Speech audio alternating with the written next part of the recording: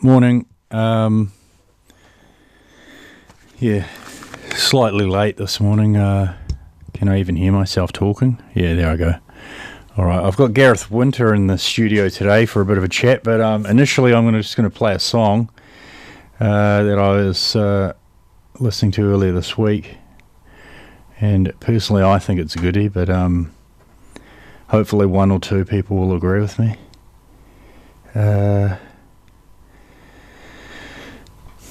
Now I can't find the playlist.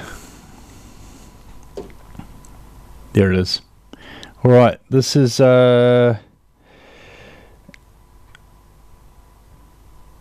is it? Okay, this is excellent radio so far, isn't it? We're doing a great stuff. No, this is Wolf Like Me, TV on the radio. Good tune for a Saturday morning. Hopefully everything is, yeah, this should work good. All right. Okay, which one? Okay, there.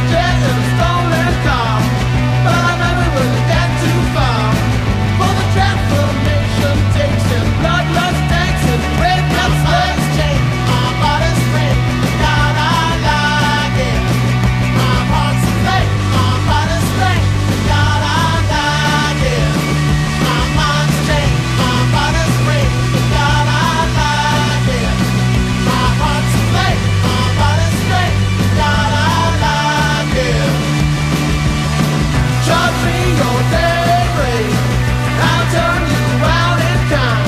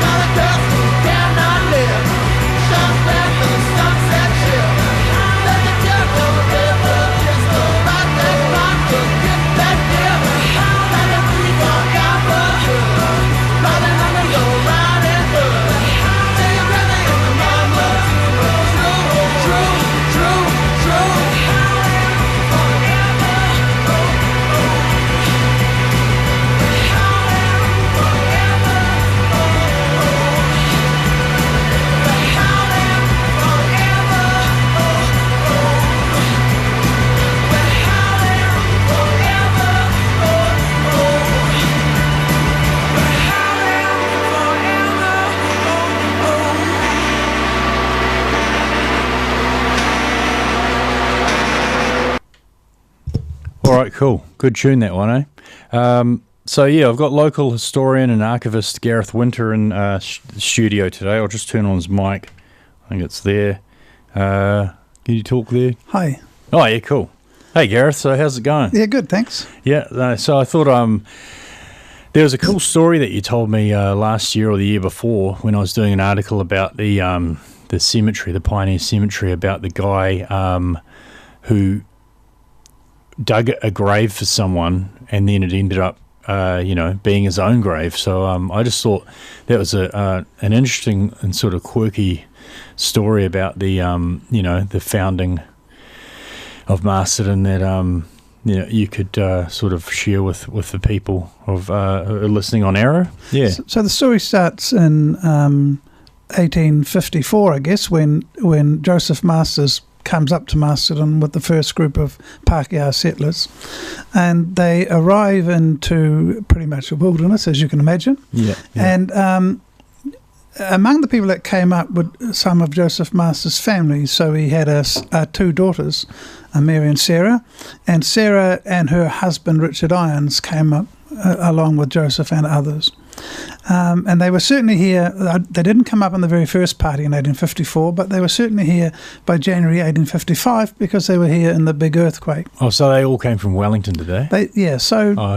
Originally of English birth, all of them, but they had come circumlocutously because they'd come through Australia. The Masters family had a period in Tasmania. Oh, okay. But the family were in Wellington, where Joseph and Richard Irons were actually in business as ginger beer manufacturers. Oh, yeah, nice.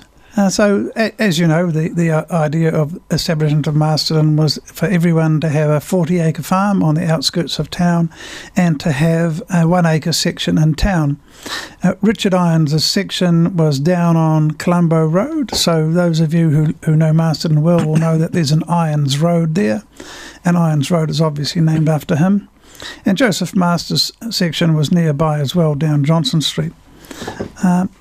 Actually, what happened was a little peculiar. So there was no official land set aside as a cemetery, which was a little bit unusual because generally when you set up a small town, you do set aside those sort of public facilities. Yeah.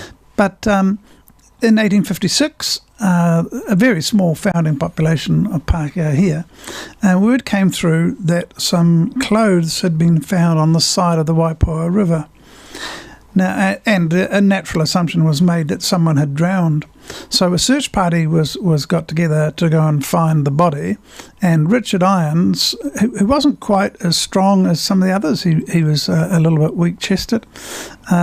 He was set aside. He was left behind to choose a spot and to dig the grave for the body. So Richard Irons, ironically, chose the site of Masterton Cemetery. Oh, okay. So there was a piece of land that it's on the official early titles as public reserve, and so it was sort of set aside as some commonage. And on the banks of the Wairarapa River, which then had a different course, so in those days it used to flow hard up against the bank behind the hospital, and then flowed right across the current course of the river around the edge of what is now the cemetery, and then back to its same course at about Colombo Road. So on the banks of the river there, he found a piece of land and he started digging, and he dug and he dug and he dug. As you know, hand digging on the banks of a river is not the easiest place to dig a grave. And he just finished digging the grave when the men came back, the search party came back to say they'd found the person and they were still alive. They'd just dumped some clothes on the banks of the river. So Richard Irons was understandably upset. Yeah. Not least of all because he'd actually developed a little bit of it overheated digging the grave, and he developed a little bit of a chill. So he went home and his wife looked after him, but the chill turned to pneumonia, and in short order he died of pneumonia. And of course there was already a pre-dug grave, so the first person buried in the Masterton Cemetery was the man who selected the site and then dug the grave for himself. Slightly ghoulish story. Yes, I found that to be quite a bizarre story when I heard it. It's unfortunate, really, isn't it? Well, there's a funny sort of after story as well. So Sarah Irons, Richard's widow, they had a number of children, and obviously she needed work in order to sustain herself. So she operated a general store in conjunction with her father Joseph, in what was then called Bridge Street, now called Queen Street, roughly where the Farmers Trading Company is now. And as part of one of the things she needed to do was to tidy up her husband's estate. So, according to legend, she rode on a horse to Wellington to tidy up the estate. And on the way over the hill, which was only being made then, it was little more than a track, a man who was working on the hill road, he was a widower himself, a childless widower. He saw this girl riding past on horseback, and he thought, oh, she's a bit of a hot chick. Wouldn't mind getting to know her. Yeah. So on the way back, he inquired who she was and was told. And on the way back, he followed her to Marston and started to court her, which sounds like a wonderful romance story, and in a way it is. But unfortunately, she had another suitor.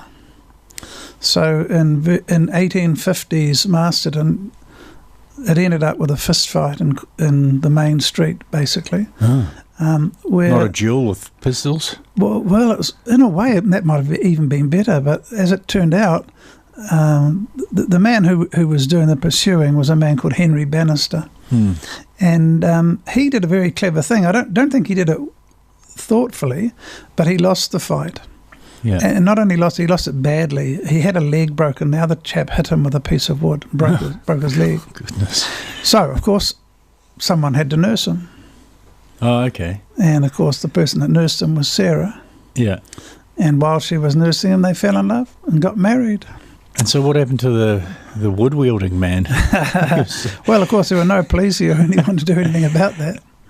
So you'd think that sounds like a lovely story, and of course it is a lovely story, and they had a number of other children. So Sarah had another bunch of children to Henry. And then, unfortunately, she died at the age of 42 of a toothache. Oh, but I mean, I suppose back then 42 was, it was sort of an average life, was it? Probably be under average. Under average, slightly under. Yeah, I think the average life expectancy depended on the age that you measured it. So once you got to being an adult, your age expectancy wasn't too bad. The lower life expectancy was because so many children So died. 42 was, a bit She'd still be young. Pretty sad. And she had a 6-month-old baby. Oh, wow. So that last baby was brought up by the first of the girls from the first marriage. So Richard Irons' daughter, Polly, brought up the last of the Bannister children. Yeah. Oh, wow. Yeah, no, that is definitely a bit more of an interesting story than I first thought. There's a weird corollary in all this. They're all buried together in the family plot with a wonderful marble memorial stone that was erected many years later, I think probably around about 1900. And on it, so it's a little bit confusing because Joseph Masters married a lady called Sarah Burton, and she died first, but her death date is recorded years wrongly. So Sarah Burton Masters' death is recorded wrong. Joseph Masters' date of death is recorded wrong on the headstone, and so is Sarah Bannister's. Oh, okay. So Joseph Masters' first wife was Sarah, and he had a daughter called Sarah. When his first wife Sarah died, he remarried a lady called Sarah, and she also had a daughter called Sarah as well. So there were sort of 4 Sarahs within 2 generations. It's very, very confusing. Yeah, it sounds like it confused the person who made the headstone then. I've got a good song that I can play about related to Richard. Oh, it was Richard Irons, Richard Irons, yep. Yeah, it's called Ars Moriendi. I don't know if you're familiar with that. It's a Latin, I'm pretty sure it's a Latin term for, that was sort of to prepare yourself for death, to die a good death. It was some sort of thing to do with the Catholic Church in the Middle Ages. It was, I think there was even a book that was written called Ars Moriendi, but it's a bit of an odd piece of music by a band called Mr. Bungle that I'm quite a fan of. They released this album in 2000 called California. And yeah, it's an interesting tune. It has a lot of different styles in it. I'll chuck it on.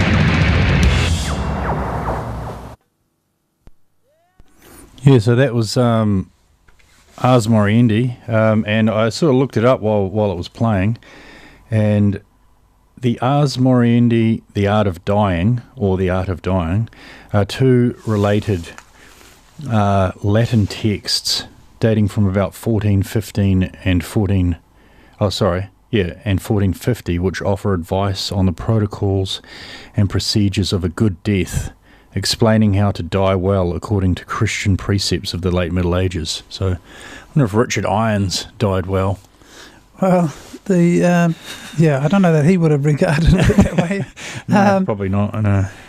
Because the intriguing thing is that for someone who's an historian, especially someone whose main focus has been on Masterton and its environs, a wander around the cemetery is replete with all sorts of crazy mementos of people's lives, and in some cases of their deaths.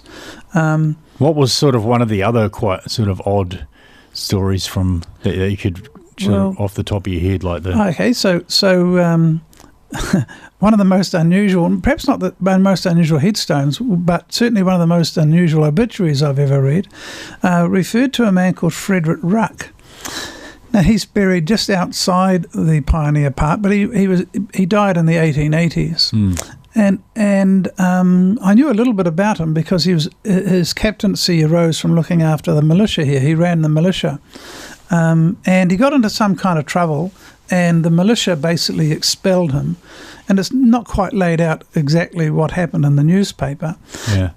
My interest in him was tangential in that the person who was nominated to take over from him was someone whose life I was researching. So I just had a little look at Ruck, and I came across the most amazing obituary I've ever read. Okay. The local Times, what is now the Times Age, was then two different papers, the Wairarapa Daily, eventually the Daily Times, and the Wairarapa Star, which changed its name to the Age, and of course the two amalgamated to become the Times Age. So the Daily Times, or the Daily as it was then, wrote an excoriating obituary, basically saying that Captain Ruck had died in the Masterton Hospital, and as far as they knew, he had done some good things with the militia, but apart from that, they really had nothing good to say about him. And that they believed in the old saying that if you can't speak well of the dead, you should say nothing. Therefore, even the captain's best friends should remain quiet at this time. So really just a slam of an obituary. And a little bit of research led to quite an interesting story. Ruck's family were from the UK. He was a military officer, came to New Zealand with the British Army, he was an officer, he bought out his commission and went farming, married into a then wealthy Auckland family. So we're talking the 1860s, so very much in that first generation. His father-in-law was a lawyer and businessman. Yeah. But Ruck went bankrupt a couple of times. Oh, okay. And then he seems to have basically been shipped overseas back to the UK because at one census he's living with his parents who were pub owners in the UK. But he came back and... bizarrely, looking for something else, I came across a letter in National Archives that his wife wrote asking for a job for Captain Ruck. And the letter basically said, my husband is coming back to New Zealand. It would be great if you could find him a job. It would be even better if the job wasn't in Auckland. So he was sent to Napier. And the next thing I can find is a letter from the people of Napier asking that Captain Ruck be moved on. Really? So I'm reading between the lines, I think he was an alcoholic. Oh, okay, not a popular tramp. And he was just making some bad financial choices. Yeah.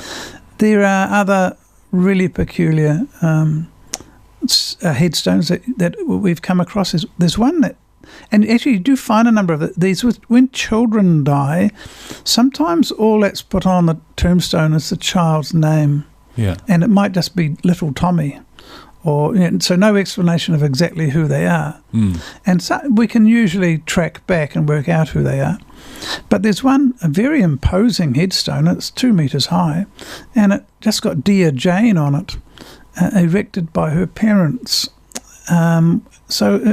That sort of thing's really intriguing. So so you've sort of just got to try and research that and find out perhaps something, a little thing about it, and then, grow it from there. So what we found was that her death was registered under 2 different names. So she was registered as Jane Carter, but also as Jane Roberts. So putting 2 and 2 together, I assumed that her maiden name was Carter and that she'd married somebody Roberts, which turned out to be the case. Yeah. But, what a jumbled mess that turned out to be. The man she ended up marrying was a sort of a petty criminal, but over the years his criminality got worse and worse until in the end he was locked away for badly locked away for theft. And his father-in-law, Jane's father, nearly got locked away with being an accessory as well, but eventually he was found not guilty. And after that, she came up to Masterton, but very quickly caught a disease and died. She'd left her children behind. Her children didn't come with her. She left her children. So she was from the Timaru area. Oh, okay. She left her children behind. And I thought that was the end of the story. But is there any record of what disease it was, or does it just say disease? It's quite interesting to hear, that it was pretty tough times, even. How long ago was that? Maybe 1880s, 1880s. Yeah. Wow, 1890. That's not even that long ago, is it? Well, before World War II, without antibiotics, lots of those poisons, lots of poisonous diseases like blood diseases, they were fatal. There was nothing you could keep them in check with, no antibiotics, no cure, basically. Wow. So you had to be very, very careful. As I'm sure you know, lots of people died in World War I from wounds. They didn't die from the actual shot in the American itself. Civil War as well was like Same that, thing. wasn't it? Yeah, well, in fact, if you go back, most wars, I suppose. Those earlier wars, there are people pleading to be killed. They know they're so badly injured that they're not going to have a good death if they're left to die with infection. Yeah. So the Dear Jane story actually ends up even weirder than that, though. So she had a number of children, and one of them served in World War I. So I was interested to look at how his life had gone. And bizarrely, I found that he was giving evidence in a court case of murder against his father. Now, by murder, I mean that the father was the victim of the death, not the perpetrator. And it turned out that the father had been king hit in a pub and died. And so the perpetrator, a chap Holland, was accused of murder, bizarrely found not guilty. And I thought, well, that's the strangest end of a story I've ever read, except that some 3 years later, the chap Holland's brother was accused of exactly the same crime, killing someone with a king hit in a pub, and he was also found not guilty. But during that case, one of the first, so Dear Jane's son gave evidence against the brother of the man who killed his father. Oh. And if you think that's all so weird that it couldn't possibly get any weirder, it actually does. Those two boys, their uncle was murdered about 20 years later. Their uncle was murdered in a remote farm location in the South Island. Their uncle was in his 70s. He and his wife were killed. The wife was in her 20s. And someone broke into their house and murdered them. Oh. And that crime's never been solved. So just strangeness on strangeness on strangeness, all coming from that tiny little grave in the cemetery. But there is actually a topper to all this. When I researched the husband's crimes, I found that in the middle of his crime career, he stole a horse off my wife's great-grandmother, who was living in Dunedin at that time. Well, so you've got your own family connection to it. Absolutely.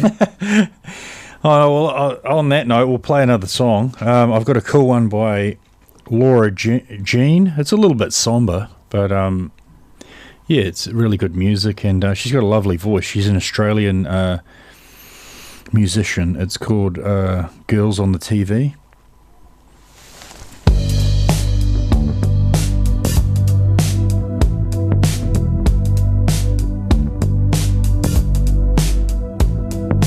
Ricky played the flute, but she never had a use for it, miming her part in the school band, while I took a solo on the saxophone, and I learned harmony, but she could dance, she could move like the girls on the TV.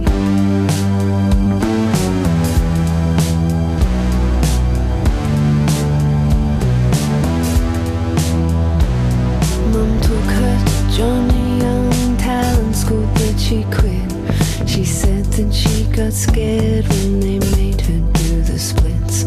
She tried tap school and blew the teacher away, but the girls in the class teased her saying she was too chubby.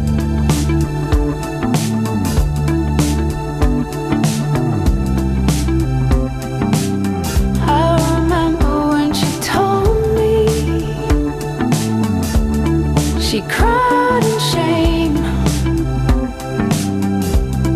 I told her not to worry,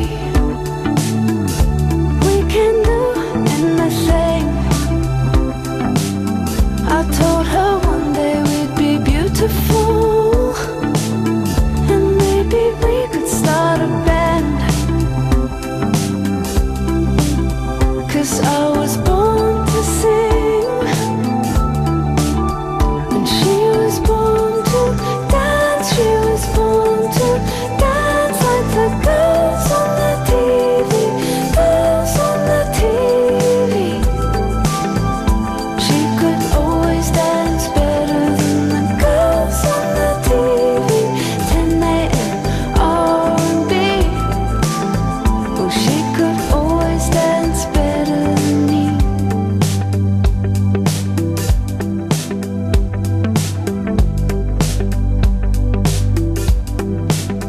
Well, she was bullied all day and made to feel like a fool. Mom was born again and decided to send her to the Christian school. On Thursdays her friends would dance in the spirit at the school church, but Ricky laughed and never believed in it.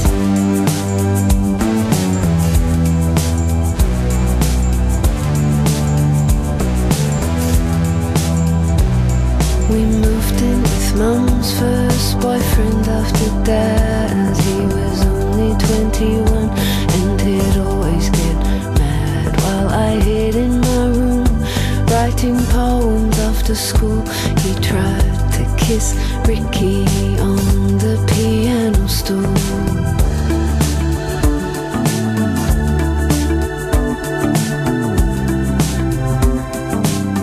I remember when she told me she was on cocaine. Well, I felt like I didn't know her or how she got that way. Now her lovers are all married. I wear my wedding ring on my right hand. Well, maybe we weren't born to settle down. No, I was born to sing and she was born to dance like the girls on the TV, girls on the TV. She could always dance better than the girls on the TV. 10 a.m. R&B. She could always dance better than the girls on the TV. She could always dance better than the girls on the TV. 10 a.m. R&B. She could always dance better than the girls on the TV.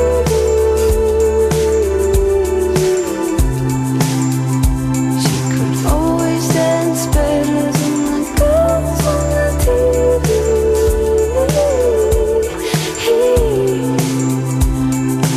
Always dance better than the girls on the TV.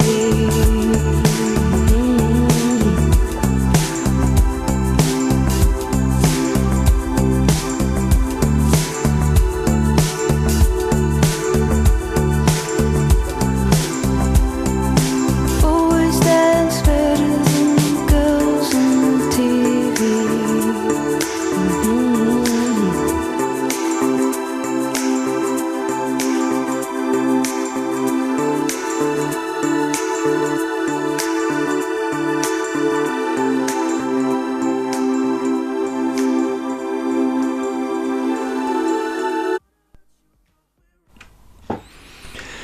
Yeah, so that was Laura Jean with Girls on the TV. Good tune. Yeah, so there was one other thing I was going to ask you about, Gareth, and that was I went to, I think it was last year, the beginning of last year maybe, there was some people here from abroad, some sort of Eastern religion, and they were here about the peace statue. The peace relay. Yeah, So- the peace relay. That's it. Yep. Yeah, So every year, it is an Eastern meditation group, Oh, okay. and yeah. they run an international peace relay. And they visited Masterton, and at the time they'd wondered where they should meet, and I thought, well, maybe the obvious place to meet was the peace statue. Yeah. So, and it's an largely unknown statue. I had no idea that statue was there, actually, until that day that I went down there to take a photo and see those people who were there. So the statue's of particular interest to me because, long story short, I used to be a nurseryman. And in fact, I used to do a radio garden talkback show in this very studio Oh, okay. many years ago. But I was also very interested in history. And around 1990, a group of people decided to do a book about all the statues and monuments in Wairarapa, which was duly published, called Ngā Maharatanga o Wairarapa, and it's a great resource. My daughter and a friend of hers, Callum Daniel, were deputed to research that statue, and they produced a report which I looked at and I thought, gosh, bits of that don't actually make much sense. So I started delving into it and delving deeper and deeper and deeper, and so it was probably the start of my much deeper introduction into Te Ao Māori and into the history Māori Pākehā contact period history. So long story short, the statue was erected in 1921, but it actually goes back to an event that took place in 1881, which itself goes back to an event that took place in 1841. So bear in mind, 1841, Wairarapa tangata whenua have just returned largely from exile in Mahia and other places, referred to as Te Heke o Te Rangatira. So they've returned to Wairarapa and they've made peace with the Taranaki tribes who are inhabiting the Wellington area. And so there's literally a peace agreement signed between the two groups of iwi as to who should live where. So in 1841 there's a peace treaty. Come 1881, and there's a lot of discussion among iwi about the future of the Māori race, which religion it should adopt, or which form of which religion it should adopt. And Wairarapa had a matakite, a seer or a prophet, Paora po Tangaroa. And in March 1881, he held a big meeting out at Ngā Taue Waru, the meeting house out at Te Oreore, where he unveiled a number of prophecies, including the prophecy that foretold the coming of the true church for Māori. Shortly after that prophecy, a number of groups arose, and ironically the Church of the Latter-day Saints was one of those. They arrived shortly afterwards, and they believed that Paora had been foretelling their arrival. But another group of largely Wairarapa people, although also Ngāti Kuia from the top of the South Island, they had a religion called the Church of the Seven Rules of Jehovah, and they believed that they were fulfilling Paul Tangaroa's prophecy. So in 1921, so again you remember these are the biblical 40 years that's often referred to in the Bible, the 40 years in the wilderness, etc. So we're talking about another 40 years that after 1881, another meeting was held at Ngā Taue Waru as to decide who had fulfilled the prophecy. And one of the prominent people, the bishop in the Church of the Seven Rules of Jehovah, was a man called Taiawhio o Te Tau, and he was a driving force behind the erection of that statue in the park, which celebrates the peace between, and by peace I don't think it means lack of war peace. I mean, it means something much deeper than that. It means a spiritual peace between Māori and Pākehā. The meaning of the statue has become a little bit conflated with another idea, which is a true idea, although there are sort of caveats on it. So the Wairarapa was sometimes called the bloodless province because it was the only province or the only large area in the North Island where there was no bloodshed between Māori and Pākehā. So both Māori and Pākehā are justifiably proud of that. The caveat would be that that implies that all was peaceful, and it wasn't. But it also forgets that some members of local iwi went away and fought in other places. So they fought with Tito Kawaru, and they also fought with Te Koti. So it was bloodless in that there was no blood shed here. Come 1961, people decided that it was another 40 years, and so the covenant, the statue is opened. It actually has a cavity inside it, and in 1961 the covenant was removed, a covenant of peace was removed, and another one installed. And then in 2001 again the covenant was opened up, and another covenant was placed inside there. The statue was opened up and another covenant placed inside there, with Paora Tangaroa's descendants being involved. Oh, okay. So the effect of all that in terms of religion for Māori was that the Latter-day Saints, of course, became a very popular church. T.W. Ratana came, when he came to Masterton in the early 1920s, and then again later in the 1920s, was able to shift. There was another monument to Paul Tangaroa inside the whare at Te Oreore. And the people didn't want it inside the whare, they wanted it outside, but no one had sufficient mana to move it. And when Ratana had enough mana to move it, many members of the Church of the Seven Rules of Jehovah switched allegiance and became, including Taiawhi Otato, and became members of the Ratana faith. Oh, okay. My pop grandfather was actually a Ratana minister. Well, there you go. Yeah. So there is a physical remainder of that church, because the church itself built a number of properties, a number of physical churches, and one of those still remains out at Okatete, Homewood.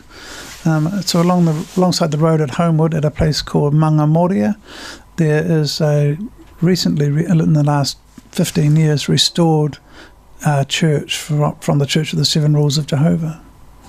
Oh, okay. Oh, no, that's a really cool story. Yeah, no, I did... yeah, it's funny that statue was there, and then you sort of... Yeah, you wouldn't know it was there, and you wouldn't really know much about it. It's not really sort of one of those things that people speak about, but it is quite a cool thing, isn't it? Absolutely. Yeah, quite a really interesting part of the history of the province, definitely. And ironically, it's quite close to the Soldiers' Memorial as well. Yeah. No, all right, I've got one more song. Where's it gone? Yeah. I got it here. Oh, okay. This is a song by my favourite Beatle, George Harrison, who and it's sort of distinctive sounding. I should have actually played it without telling one who it's actually by, but now I'll just play it. It's the Ballad of Sir Frankie Crisp from All Things Must Pass.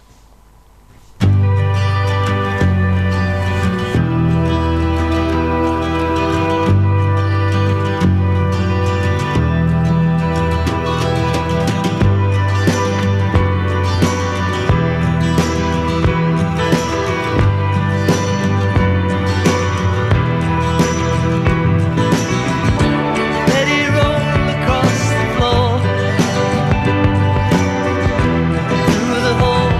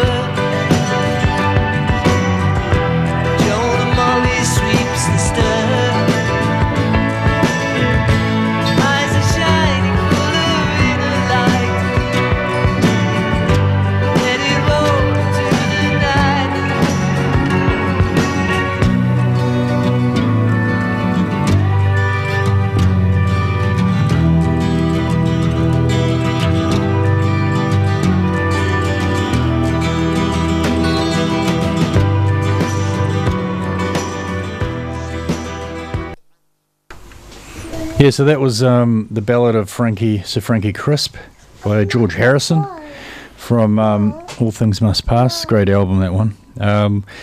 So Gareth, how's it all going at the archive anyway? Like, besides sort of, you know, the many interesting stories that go through there. Well, we're just coming off the end of a very interesting project that we do every year with Year 12 history students from Wairarapa College. Oh, okay. We look at how they have been able to research the lives of the names of some of the men on the War Memorial in Queen Elizabeth Park, which is always an interesting case for us. We always enjoy it. And as always, we find the strangest stories. Yeah.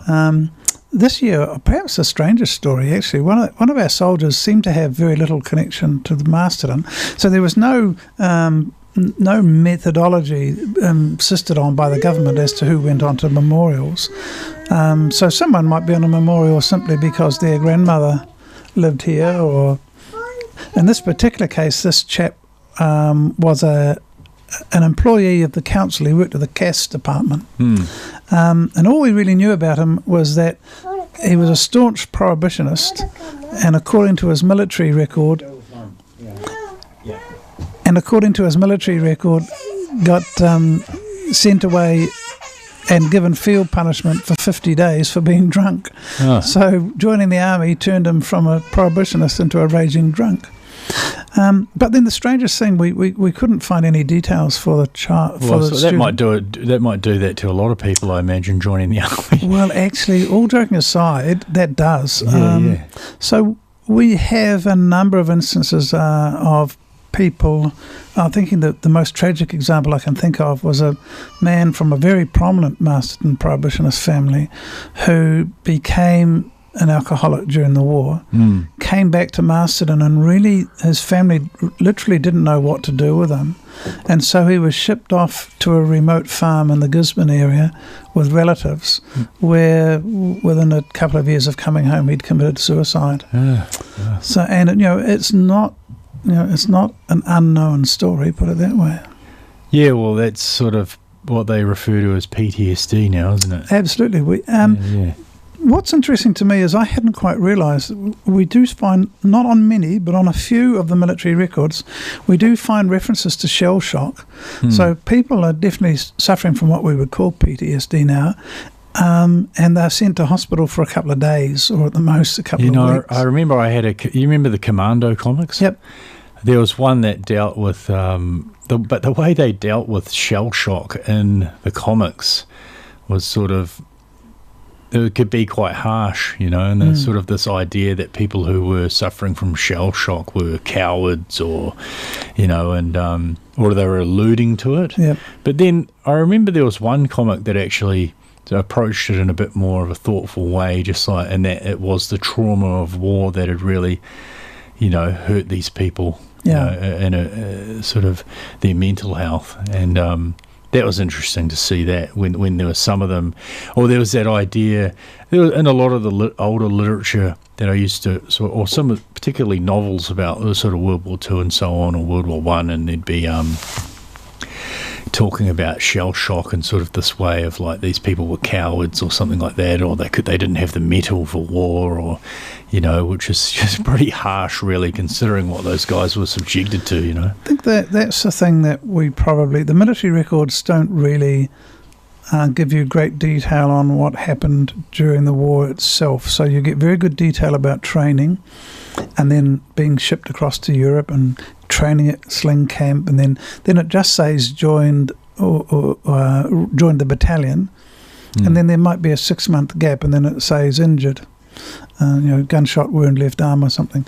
So it doesn't actually tell you what they did, and mostly it doesn't tell you what they did during the war itself, except when they get injured. So, does that, in that sort of situation, did you sometimes find I suppose the best thing would be to get letters from a family maybe, and that would give more detail about what happened to a person. Yeah, so again, the soldiers were pretty canny about that. Later on in the war, they would have been more censored. Earlier than that, they weren't. But they tended I mean, they were very thoughtful of the people back home, and so they were very much, oh, it's jolly old hockey sticks, we're having a bit of fun here. The rotten old Turk throws a bit of metal at us occasionally, but we throw back in kind sort of style. Yeah. All very jocular, nothing. This time round, we found a letter, quite unusual. So a soldier's mother applied for probate, and so we have the probate record, the will records.